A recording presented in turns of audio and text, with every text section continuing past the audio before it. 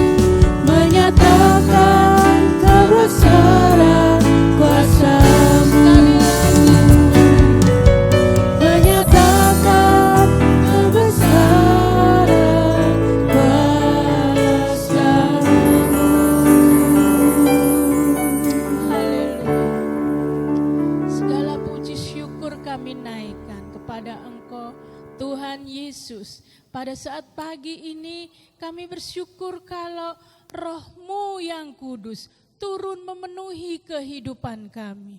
Pada pagi hari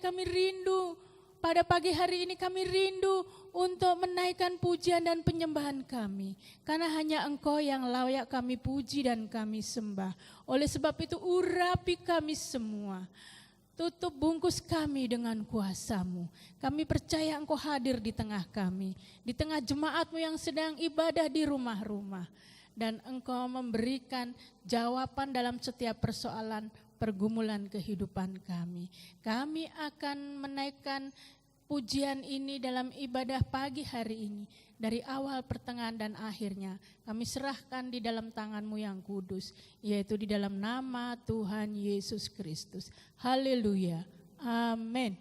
Saudara, kalau Roh Kudus itu tercurah di dalam gerejanya, maka akan ada sukacita yang luar biasa memenuhi kehidupan umatnya. Ada urapannya yang luar biasa akan memenuhi kita semua. Dan ada kuasa juga yang dicurahkan kepada kita semua. Puji Tuhan, kita akan pujikan anggur baru. Haleluya.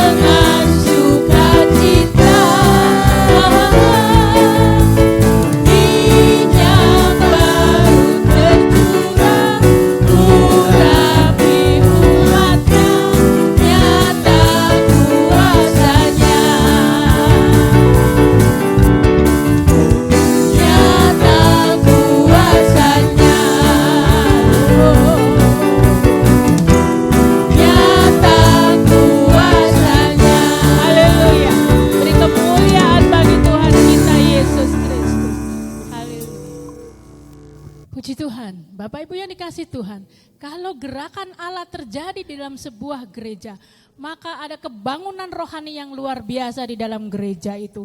Kita akan melakukan hal-hal yang luar biasa Roh Kudus kerjakan dalam setiap pribadi jemaat Tuhan yang ada. Mari kita pujikan, ada gerakan Roh Allah di sini. Haleluya.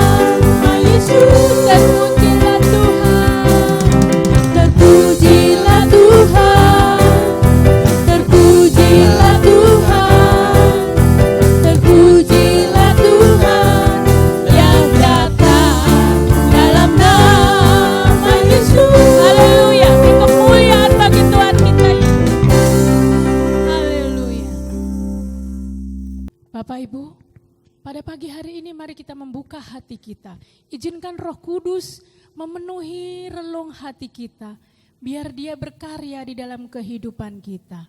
Pagi ini mari kita pujikan Roh-Mu yang hidup, memenuhi hidup hati kita.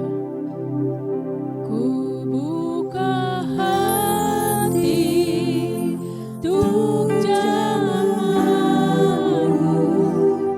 berserah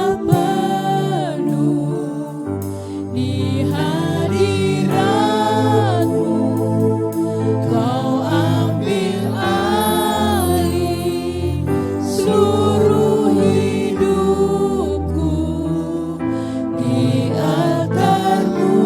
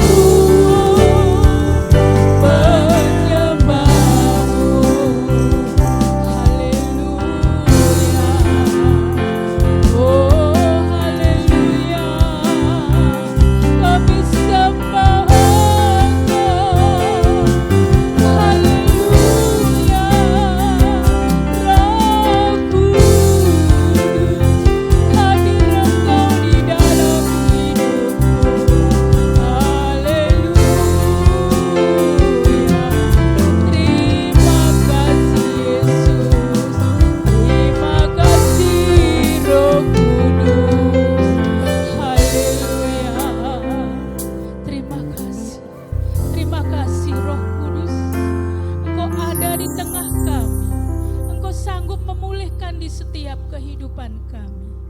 Pada hari ini atau pada pagi hari ini kami siap untuk mendengarkan bagian daripada firman-Mu.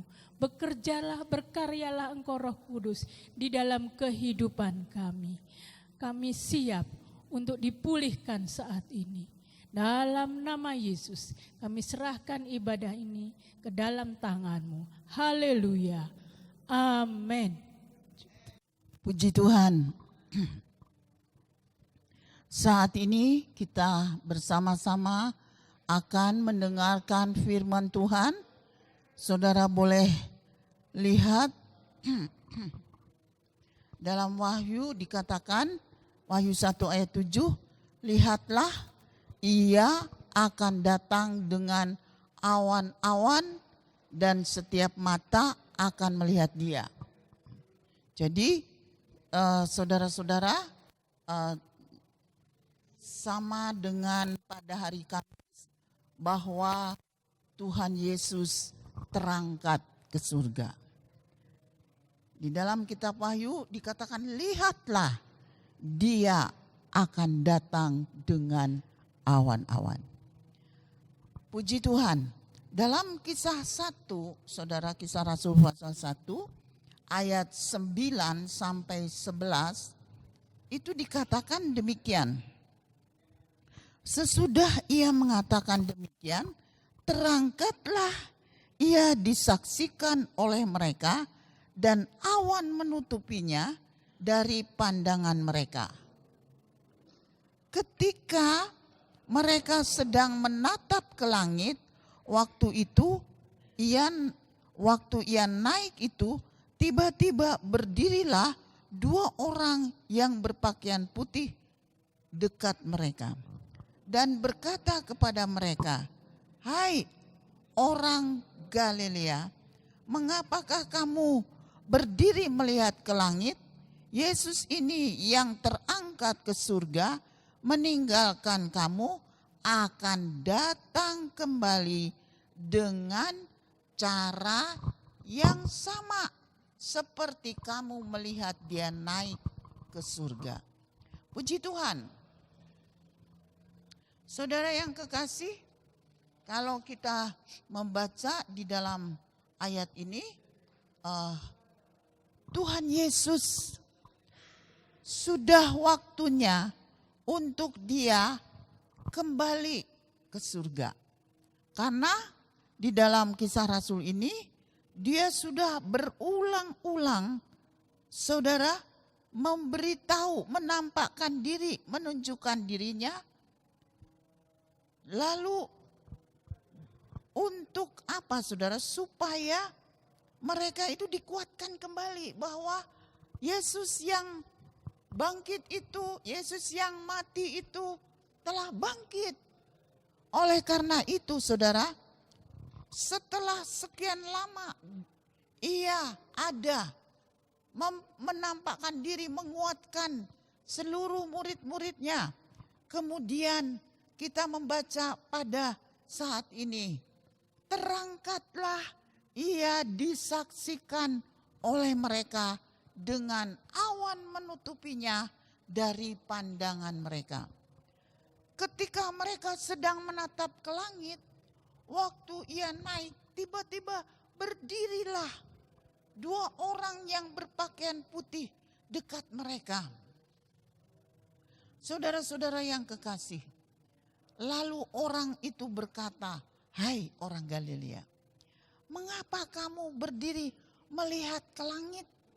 Yesus ini yang terangkat ke surga meninggalkan kamu, dia akan datang kembali dengan cara yang sama." Yaitu apa, saudara? Dia akan datang juga dengan disertai awan-awan. Itu terbukti, saudara, di dalam Wahyu pasal 1 ayat 7 tadi. Lihatlah, ia datang dengan awan dan setiap mata akan melihat dia. Setiap mata akan melihat dia, juga mereka yang sudah menikam dia. Saudara, waktu Yesus di kayu salib, sebelum ia diturunkan dari kayu salib, sebagai bukti bahwa benar dia telah mati, kemudian ada seorang yang menumbat rusuk dari Tuhan Yesus, lalu keluarlah air dan darah. Dari situlah bukti bahwa Tuhan Yesus melahirkan, saudara, gereja dari air dan darah. Saudara, air ini, darah Yesus telah membuat sampai banyak manusia percaya kepada Dia.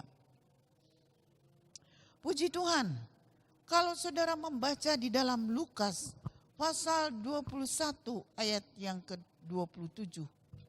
Di sini juga dikatakan, saudara, pada waktu itu orang akan melihat Anak Manusia datang dalam awan dan segala kekuasaan, dengan segala kekuasaan dan kemuliaannya. Luar biasa, saudara. Bukan saja orang yang tertikam akan melihat. Ada satu ayat yang saya ingat, saudara. Pada satu saat mereka akan bertekuk lutut dan mengakui Yesus adalah Tuhan. Puji Tuhan. Saudara-saudara, kalau saya boleh mengatakan pada saat ini tentang awan.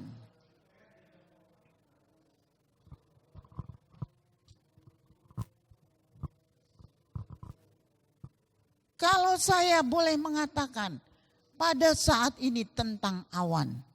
Saudara, awan itu sudah diceritakan di perjanjian lama menjadi petunjuk. Kalau saudara baca di dalam Yesaya 4 ayat yang ke-5. Apabila Israel, bangsa Israel harus berjalan atau berhenti, saudara, di sanalah terdapat tiang awan dan tiang api. Juga menjadi satu tanda kalau saudara membacanya itu, saudara. Mungkin bolehkah saya membaca, saudara, di dalam Yesaya pasal yang keempat ayat yang ke-5. Mari kita simak, saudara. Atau mari kita baca bersama-sama. Maka Tuhan akan menjadikan di atas seluruh wilayah Gunung Sion dan di setiap pertemuan yang akan diadakan, di situ segumpal awan pada waktu siang dan segumpal asap seperti sinar api yang menyala-nyala pada waktu malam. Sebab di atas semuanya itu akan ada kemuliaan Tuhan sebagai tudung dan sebagai pondok tempat bernaung pada waktu siang dan pada waktu panas terik, sebagai perlindungan dan persembunyian terhadap angin ribut dan hujan. Luar biasa, saudara. Awan itu sudah menjadi satu pertanda bahwa di dalam awan itu ada kemuliaan Tuhan. Di dalam awan itu sebagai petunjuk bagi mereka untuk berjalan. Awan itu sebagai kemuliaan Tuhan, sebagai tudung, sebagai perlindungan. Luar biasa, saudara. Ini adalah sesuatu yang perlu kita ketahui. Di dalam kitab Kejadian pun, saudara, di sana dituliskan, apabila kemudian ku datangkan awan di bumi dan busur itu tampak di awan, maka aku akan mengikat perjanjianku. Saudara, perjanjian apa di situ? Yaitu kalau manusia melihat ada semacam busur, saudara, itu yang disebut pelangi, yang warna-warna. Ketika hujan berhenti, biasanya kita akan melihat pelangi warna-warni. Nah, Tuhan berkata, kalau kamu melihat itu pertanda bahwa bumi tidak akan lagi ditutupi oleh banjir air bah pada waktu zaman Nuh. Oleh karena itu saudara, marilah kita bersama-sama menyimak bahwa benar kalau Yesus diangkat dengan awan, itu dia diangkat dalam kemuliaan. Awan menjadi tanda saudara. Dalam Matius 17 ayat 5 dikatakan, dan tiba-tiba sedang ia berkata-kata, turunlah awan yang terang menaungi mereka. Dan dari dalam awan itu terdengar suara berkata, inilah anakku yang kukasihi, kepadanyalah aku berkenan, dengarkanlah akan dia. Saudara, pada waktu itu ada satu pertemuan yang luar biasa, saudara, di dalam Injil Matius pasal 17 ya. Saudara, di dalam Injil Matius pasal 17, kalau saudara simak di sana, Tuhan Yesus dimuliakan di atas gunung. Tiba-tiba wajahnya itu bersinar di muka mata mereka, bercahaya seperti matahari, dan pakaiannya menjadi putih bersinar seperti terang. Nampak kepada Musa dan Elia berbicara dengan dia. Saudara, tiba-tiba setelah berbicara, saudara, turunlah awan terang menaungi mereka, dan dari dalam awan itu terdengar suara Bapa surgawi. Katanya, dengarkanlah akan dia. Hari-hari ini kita harus, saudara, banyak mendengar suara dari dia. Siapakah dia itu? Adalah Tuhan Yesus sendiri. Allah berkenan atas putranya, yaitu Tuhan Yesus, yang seringkali kita dengar setiap minggu, setiap hari-hari renungan. Saudara, firman Allah itu adalah suara dari anaknya untuk saudara mendengar. Sekarang apakah pesan terakhir saat ini sebelum dia naik ke surga? Saudara, ada pesan di dalam Kisah 1 ayat yang keempat. Pada hari ketika ia makan bersama-sama, mereka lalu ia mengatakan, saudara, dia melarang mereka untuk meninggalkan Yerusalem dan menyuruh mereka tinggal di situ, menantikan janji Bapa yang demikian katanya, telah kamu dengar daripadaku. Sebab Yohanes itu membaptis dengan air. Tetapi tidak lama lagi kamu akan dibaptis dengan Roh Kudus. Saudara yang kekasih, kita melihat di sini sebelum Tuhan Yesus terangkat dengan awan. Saudara-saudara yang kekasih, maka kita menerima kata-kata dari Yesus sendiri. Tidak boleh meninggalkan Yerusalem. Dan mereka menunggu janji Bapa yang akan dicurahkan, yaitu Roh Kudus. Nah, sekarang saudara, apakah sih tujuan dari murid-muridnya atau tujuan saudara dan saya membaca di dalam pasal-pasal yang penting tentang Roh Kudus? Di dalam Yohanes pasal 11, 12, 13, 14, 15 di sana banyak sekali berbicara tentang bagaimana Tuhan Yesus, saudara, berkata kepada murid-muridnya, tentang Roh Kudus ini. Dan itu pun sudah dinubuatkan di dalam kitab Yoel. Mari kita akan melihat sebentar, saudara.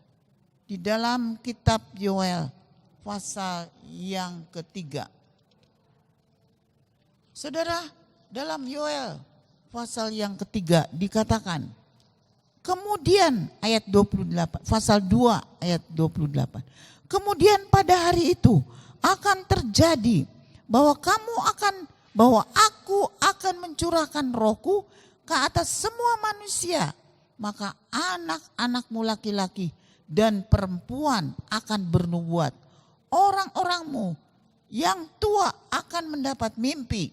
Taruna-tarunamu akan mendapat penglihatan-penglihatan. Juga ke atas hamba-hambamu, laki-laki dan perempuan, akan kucurahkan Rohku pada hari-hari itu. Inilah saudara, nubuat yang diucapkan oleh Nabi Yoel. Itu juga diucapkan oleh Tuhan Yesus. Bahwa murid-muridnya harus menunggu di Yerusalem untuk menantikan janji Bapa.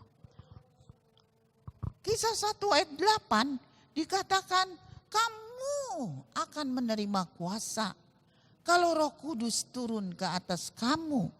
Dan kamu akan menjadi saksi di Yerusalem, di Yudea dan Samaria, dan sampai ke ujung bumi. Saudara, kamu akan menerima kuasa itu, dalam bahasa Yunani itu adalah dunamis. Mengandung arti syahid. Saudara, luar biasa. Inilah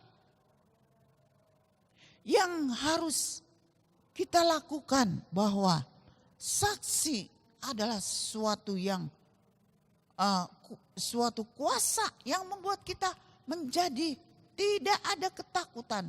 Roh Kudus menuntun dan memberikan keberanian. Dalam 1 Korintus 14, saudara, ayat yang keempat. Kalau kita sudah penuh dengan Roh Kudus, maka saudara, dikatakan siapa yang berkata-kata dalam bahasa roh, ia membangun dirinya. Tetapi siapa yang bernubuat, ia membangun jemaat. Jadi Roh Kudus itu tujuannya supaya kita itu bisa mendengarkan nubuat yang akan membangun.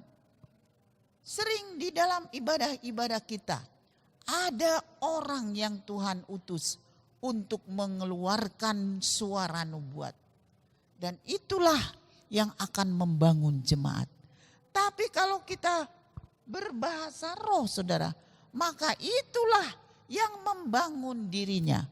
Pernahkah saudara mendengar orang berbahasa roh, dia akan membangun dirinya? Saudara,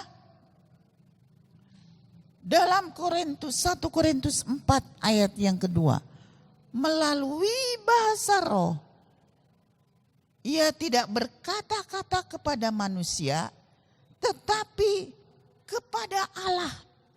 Sebab tidak ada seorang pun yang mengerti bahasanya. Oleh Roh Kudus, ia mengucapkan hal-hal yang rahasia. Jadi saudara, kita melihat di sini, melalui roh kita dapat mengucapkan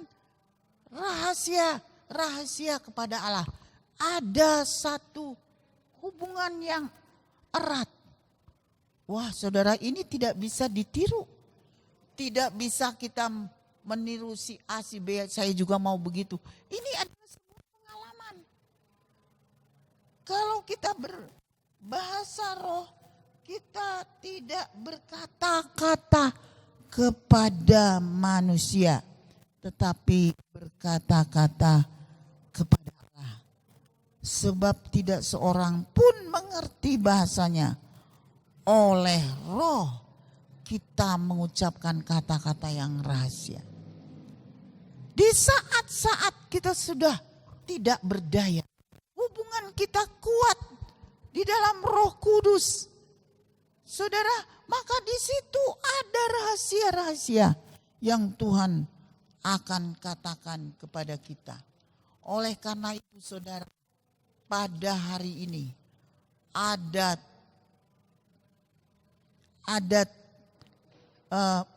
yang berikutnya, ada yang keempat. Jadi ada 5 hal. Ada 5 hal yang saya uraikan ini, tapi tadi baru yang ketiga. Sekarang yang keempat, ia sebagai penghibur. Roh Kudus itu sebagai penghibur. Ia juga sebagai pengingat yang mengingatkan kita hal-hal yang harus kita kerjakan. Di situ dikatakan dalam Yohanes pasal 14 ayat 26. Tetapi penghibur yaitu Roh Kudus akan diutus oleh Bapa dalam namaku.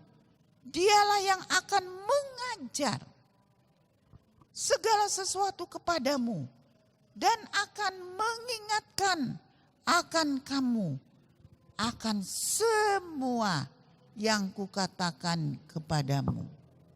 Saudara, jadi kita lihat di sini, kalau kita menerima Roh Kudus, Dia akan mengingatkan saudara. Bukan saja mengingatkan, Dia akan menghibur. Manakala saudara sudah tidak dapat lagi berbuat apa-apa.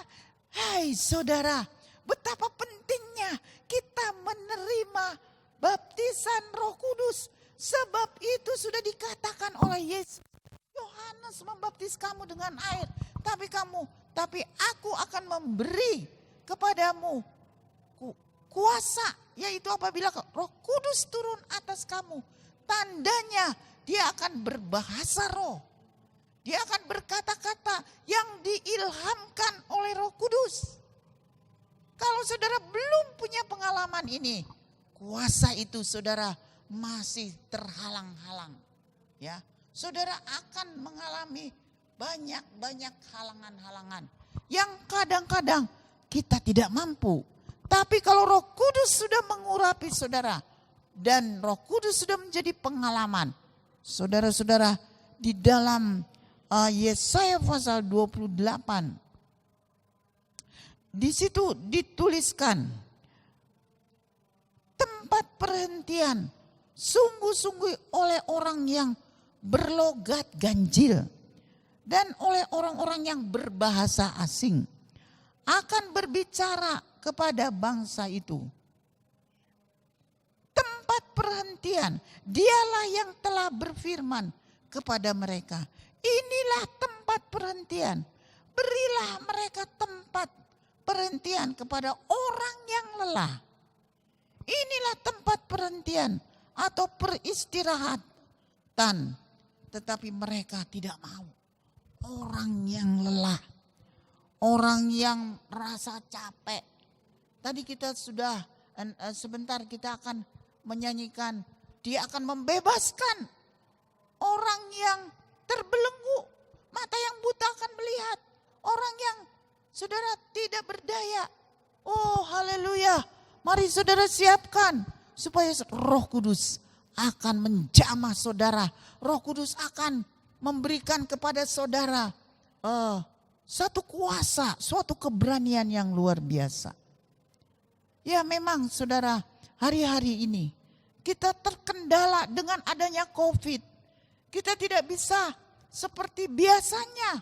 Kalau saudara kita beribadah, kita akan beribadah dengan kepenuhan Roh Kudus. Kita menjamah, menumpangkan tangan dan merangkul serta kita membantu saudara dalam berbicara dalam bahasa roh.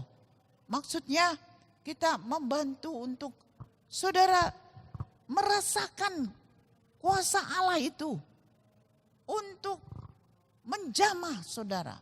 Dan nanti Tuhan akan mengilhamkan kepada saudara kuasa itu. Maka saudara akan berbicara dalam bahasa yang logat ganjil katanya tadi. Ya saudara, yang berbahasa asing.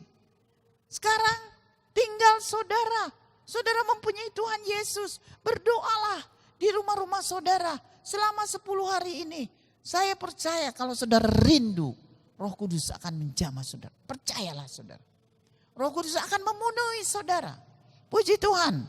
Saudara, yang terakhir tadi saya katakan, Yesaya 29, dia adalah tempat perhentian. Datanglah kepada Yesus, datanglah kepada Tuhan yang mempunyai sebagai pembaptis dengan roh itu. Dan roh itu sudah diberikan pada waktu hari Pantekosta, hari yang ke-50. Puji Tuhan, yang pertama tadi tujuan murid-murid menerima baptisan Roh Kudus, yaitu supaya menerima kuasa. Kemudian supaya bagian yang kedua, mereka bisa mengerti bahasa roh itu akan membangun di dalam dirinya. Ya saudara, kalau kita berbahasa roh, bukan dibuat-buat tetapi penuh dengan Roh Kudus, maka kita akan, saudara, menerima kekuatan yang baru. Yang ketiga, melalui bahasa roh, maka kita akan berbicara hal-hal yang rahasia dengan Tuhan. Kita akan menerima penghibur, akan dihiburkan, diingatkan. Kita akan mengerjakan pekerjaan-pekerjaan yang saudara luar biasa. Dan yang terakhir, di dalam kepenuhan Roh Kudus kita akan mengalami perhentian. Bahkan saudara akan menjadi banyak berkat bagi mereka yang lelah, bagi mereka yang membutuhkan pertolongan-pertolongan. Puji Tuhan, inilah renungan yang saya berikan kepada saudara. Tuhan Yesus sekarang sudah pulang ke surga, tetapi rohnya ada di sini saudara, karena penolong itu sudah dicurahkan. Kalau Tuhan Yesus masih ada di sini saudara, maka terbatas. Kalau Tuhan Yesus ada di Jonerjo, dia tidak bisa membuat mujizat di Malang. Kalau Tuhan Yesus ada di Beji, dia tidak akan bisa membuat mujizat di Amerika. Maksudnya terbatas dalam kemanusiaannya ini saudara. Tapi karena Tuhan Yesus sudah terangkat dengan awan, dan dia akan kembali di awan-awan, dilihat oleh semua mata. Saudara-saudara, dia, Roh Kudus itu bisa bekerja di seluruh dunia. Oleh karena itu ada lagu yang mengatakan, di seluruh dunia Roh Allah bekerja. Dia bisa bekerja di Amerika, di Australia, di Syria, di mana-mana, di bumi Indonesia. Dia bisa bekerja di Makassar, di Irian. Saudara, mari kita siapkan diri untuk hari kedatangannya. Kata firman Tuhan, sebentar lagi dia akan datang kembali. Saudara-saudara, dia akan menjemput saudara dengan saya. Melalui awan-awan ada pertemuan di udara. Puji Tuhan, inilah renungan yang saya bawakan pada saat ini. Tuhan Yesus memberkati. Haleluya. Puji Tuhan. Mengucap syukur di hari Minggu ini kita bersama-sama telah memberikan waktu untuk mendengarkan firman Tuhan. Saya percaya di minggu di mana kita sebenarnya sudah masuk di dalam 10 hari penantian, Roh Kudus dicurahkan. Saudara-saudara, saya percaya bahwa hari ini adalah hari yang luar biasa karena Tuhan Yesus sudah naik ke surga. Dan marilah kita bersama-sama berdoa supaya di masa penantian Roh Kudus dicurahkan, kita semua telah disiapkan untuk hari yang luar biasa itu. Saya undang bersama-sama saudara, kita bersama-sama menyanyikan lagu Roh Allah yang hidup penuhiku.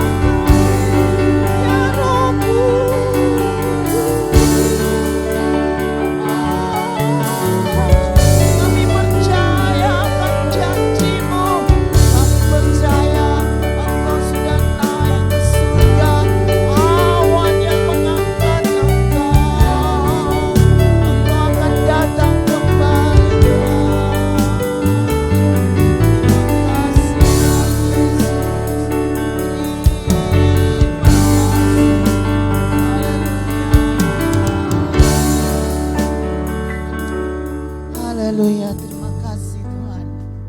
Untuk saat ini kami bersama-sama telah mendengarkan firman-Mu, bahwa firman-Mu itu ya dan amin. Terima kasih Tuhan, bahwa sesungguhnya kami menyembah Allah, bukanlah Allah yang mati. Di dalam Yesus kami tahu ada kehidupan. Kami tahu Engkaulah yang sudah menuntun kami sampai pada saat ini. Dan hamba-Mu percaya Roh Kudus akan terus menolong kami di hari-hari terakhir ini Tuhan.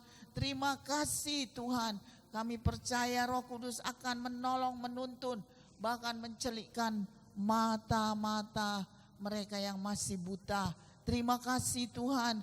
Kami percaya Engkau mendengar doa kami dan kerinduan kami masing-masing. Di hari-hari penantian dari kehadiran Roh Kudus, kami percaya Engkaulah ada di keluarga kami, di anak-anak kami, di semua mereka yang percaya kepada Tuhan Yesus. Haleluya. Terima kasih Tuhan. Kami sudah berdoa pada saat ini mengucap syukur kepadamu di dalam nama Tuhan Yesus Kristus. Haleluya. Terima kasih Tuhan. Amin. Bapak Ibu Saudara yang dikasihi oleh Tuhan, kita akan mengakhiri ibadah kita pada saat hari ini. Mari kita mengucap syukur kepada Tuhan dan nama Tuhan dipermuliakan. Amin. Puji Tuhan. Mari kita berdiri bersama-sama. Kiranya Engkau memberkati aku berlimpah-limpah dan memperkuat. Dengan iman katakan haleluya. Puji Tuhan.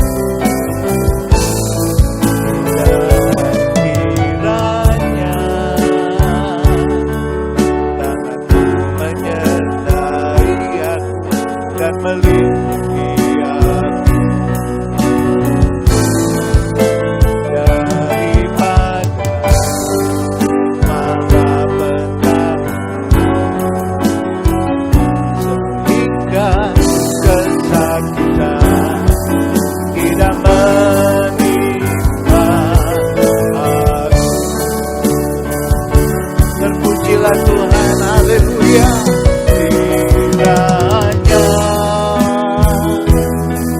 Engkau memberkati aku berlimpah-limpah dan memperluas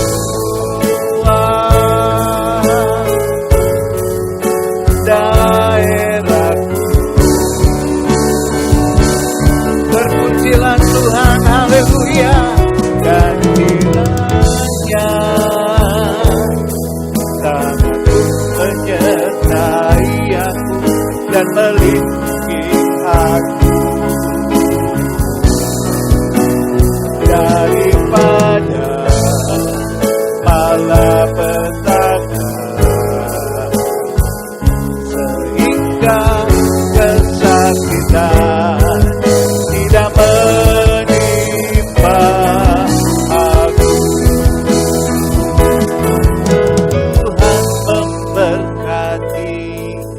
Dan mendengar doaku.